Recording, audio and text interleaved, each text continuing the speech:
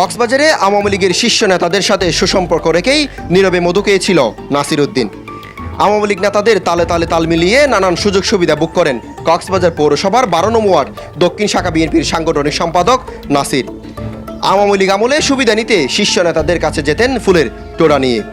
ছাত্র জনতার আন্দোলনে টানা ক্ষমতাধর আওয়ামী লীগের পতন ঘটে 24 সালের 5 আগস্ট। এরপর আত্মগোপনে চলে যান আওয়ামী লীগ সহ সহযোগী সংগঠনগুলো। আওয়ামী লীগ নেতাকর্মীদের দরপাকড়া শুরু হয় চারপাশে। হাজারো নেতাকর্মী মামলার আসামি হয়ে যান কারাগারে, অনেকেই হন লাপাত্তা। কিন্তু বিএনপির নেতা নাসির উদ্দিনের প্রভাবে এলাকায় প্রকাশ্যে বিচরণ করেন তার আপন বড় ভাই আওয়ামী লীগ নেতা মহিউদ্দিন। আওয়ামী লীগ নেতা মহিউদ্দিন উত্তর আদর্শগ্রাম এলাকায় প্রকাশ্যে ভোট করেন শীর্ষ নেতাদের।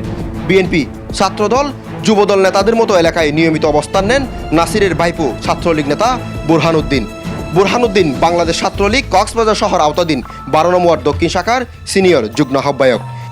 5 আগস্টের পর ছাত্রলীগ নেতারা আত্মগোপনে থাকলেও বিএনপি নেতা নাসিরের প্রভাবে এলাকায় প্রকাশ্যে রয়েছে বুরহানুদ্দিন।